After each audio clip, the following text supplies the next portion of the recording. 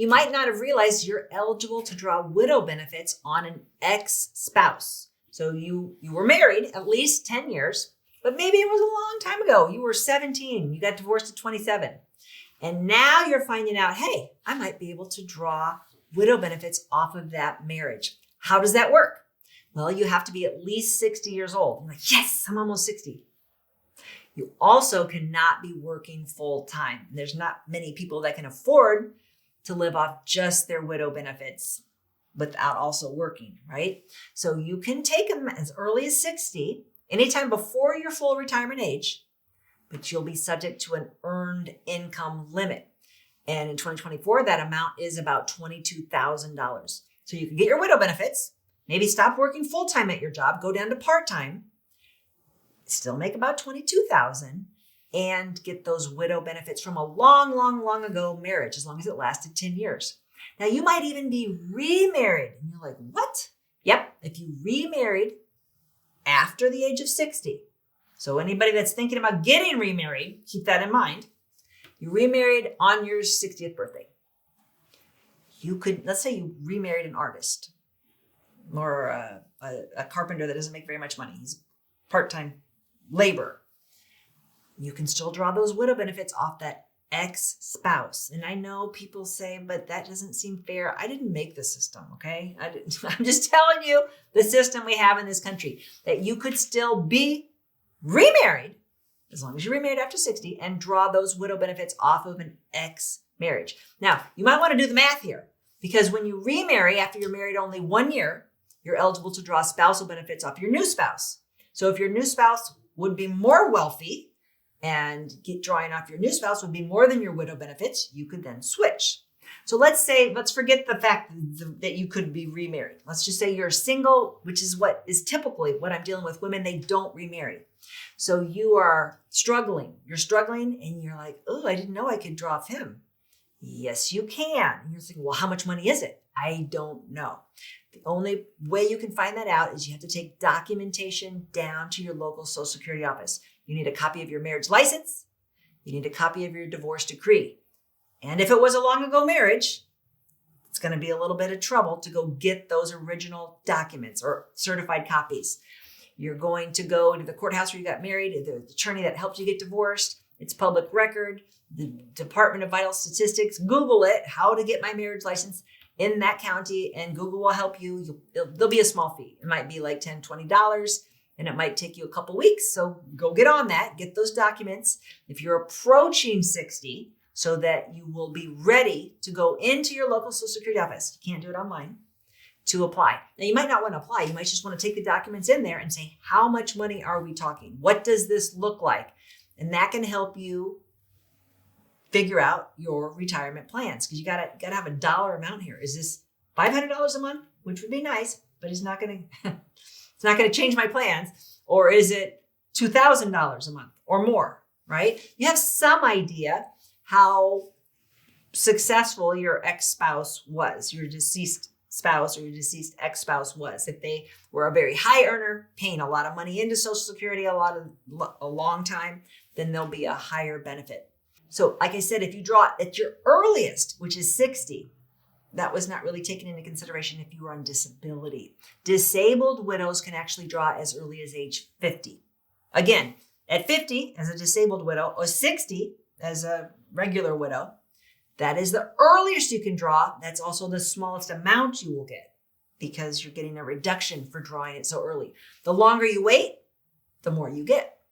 And you can get those amounts on my Social Security cheat sheet. It is free on my website, MedicareFamily.com. The top of the page, it says resources.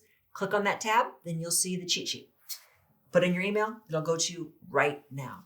So that will show you, the cheat sheet will show you if you wait till your full retirement age, which for widows is a little bit younger, you'll get 100%. 100% of what your spouse was drawing, or your ex-spouse, at the time of death. And if you were married, you would know what that amount is. Again, if you're divorced, you can have a guess, or the Social Security office can tell you. They don't want to tell you. They don't want to tell you. So you have to go down there with your documentations and make them tell you. Even though it's an estimate, you got to make them do it, because they're going to want to say, no, come back later. It's too early. You got to make them do their job. I'm warning you. Okay. So if you wait till your full retirement age, that's when you can get the full amount, 100%. Like I said, if he was drawing at the time of death, that's how much he was drawing. But your spouse might have died before he ever drew Social Security. He might have died at 58, right? 42, 38. So whenever he died without drawing it, how much can you get? You are still able to get what he was eligible to get had he lived to his full retirement age. Okay? So even though he didn't, that is the amount they're going to calculate for you as a widow. Now, how big a pot of money that is, again, is how high of an earner he was and how long he worked and paid into Social Security. So if he was a very high earner, he played in the NFL, but he died at 38, there might still be a lot of money in there, because if he went to the NFL at 18, I don't know how that all works. But if he was a low earner, intermittent, or he worked under the table, a lot of you had spouses like that, they're trying to save money on taxes, well, then there's not money for him to draw on Social Security or for you to draw as a spouse. So like I said, you don't have to guess about that amount. Go down to the Social Security office. They will tell you can't do it on the phone, and you can't do it by booking an online appointment. So if you wait to your full age, you can draw what he would have been eligible for had he lived to his full retirement age, even though he didn't. So if he drew his early, he took his early, therefore he got a reduction. Or he didn't take his Social Security till 70 and he got the maximum amount. And upon his passing, that would either benefit you or be a detriment to you. As the surviving spouse, if he was drawing, you can get the most you can get is up to 100% of what he was drawing at the time of death. One of the things about widow benefits, some of it I think it seems kind and generous of our system, and other one, people feel like it's very unkind, because if my husband and I were both drawing Social Security and he passes away, my expenses don't necessarily get cut in half, right? So widow typically thinks I'm going to continue to get my Social Security and my husband's who passed, because that's what we were living on, those two incomes. And no, with Social Security, you're always only eligible to get one benefit at a time.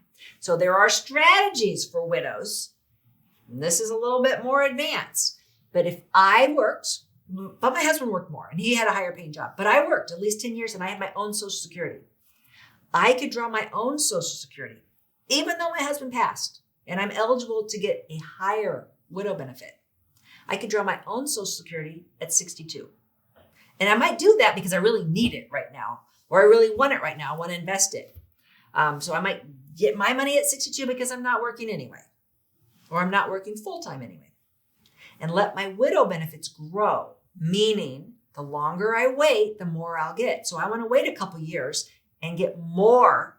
At any time after 62, I can switch to my widow benefit. A lot of people think you have to wait till 65. No. Or you have to wait till your full retirement age, closer to 67. No. You can do it at any time. You would never do it at any time past your full retirement age. There's no benefit there. But you could do it at 63, 64, 65, 66. You could do it at any time. And you might say, I'm going to wait till my full retirement age because I want to get 100% as a widow. So I'm going to take a reduced amount of my own Social Security. This is my strategy. And as long as I live, this is going to work out for me. And so I'm going to wait, and then I get a bad diagnosis. I can call Social Security right now at 62, 3, 4, 5, any age, and switch to my higher widow benefits. Like I said, it's a little bit of more advanced Social Security strategy, but I want to put it out there for widows because it is something to take into consideration. We, the Medicare family, we help you with the Medicare side of retirement. So if you have Social Security questions, you will have to call the Social Security office. But if you have Medicare questions about your Medicare insurance, be sure and give us a call. The Medicare family, we're here to help. If you like this video, you might really like this video. Check it out. And we'd appreciate if you subscribe to our channel so you never miss a great video. We put out one every week.